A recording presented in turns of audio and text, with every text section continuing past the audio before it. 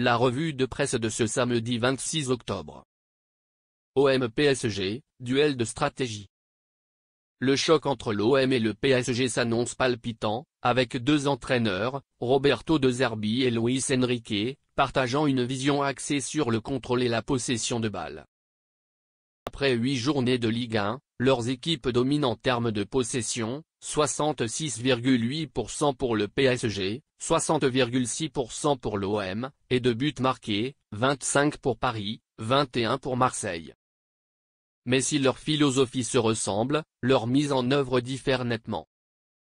L'approche de De Zerbi repose sur une construction méthodique, visant à placer l'adversaire dans un dilemme tactique.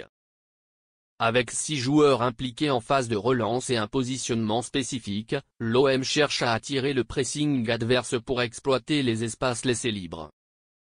De Zerbi vise ainsi à créer une supériorité numérique et à libérer des couloirs pour ses ailiers.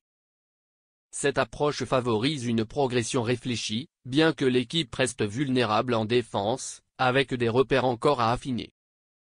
En face, Luis Enrique privilégie une occupation constante du dernier tiers du terrain adverse.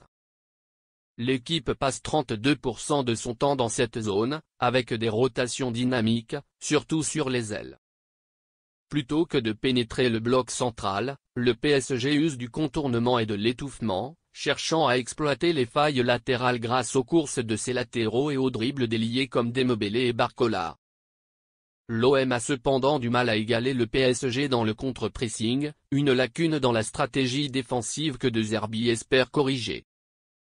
Ce match sera donc un test tactique majeur pour les deux équipes, l'OM étant confronté à un adversaire qui génère le plus d'occasions et se montre moins permissif en défense. La rencontre promet d'être un spectacle de stratégie opposée, entre la pénétration marseillaise et l'étouffement parisien. Quand De Zerbi et Luis Enrique imposent leur loi. Le classico OM-PSG de ce dimanche soir opposera deux entraîneurs influents et respectés, Roberto De Zerbi et Luis Enrique. Dans le contexte de leurs clubs respectifs, tous deux bénéficient d'une liberté et d'un soutien rare pour façonner leurs équipes selon leur vision. À Marseille, Pablo Longoria a donné carte blanche à De Zerbi, lui permettant de bâtir un effectif à son image, soutenu par des renforts et un conseiller personnel.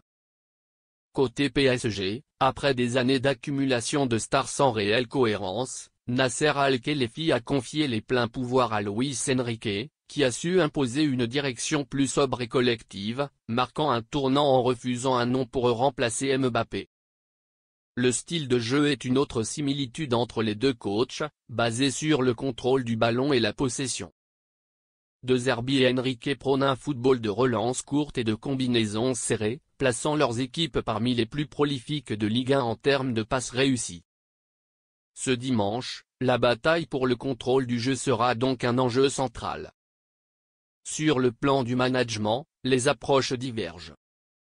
De Zerbi est apprécié pour sa proximité avec ses joueurs, illustrée par sa relation avec Eli Wahi, à qui il a offert soutien et confiance malgré des débuts compliqués. Luis Enrique, lui, se montre plus intransigeant.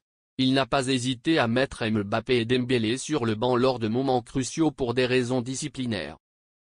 En conférence de presse, il garde un ton ferme, voire méprisant, assumant une posture qui lui vaut des critiques. Cette confrontation entre les approches des deux entraîneurs promet un duel d'autant plus intense sur le terrain, reflet de leur philosophie distincte en coulisses.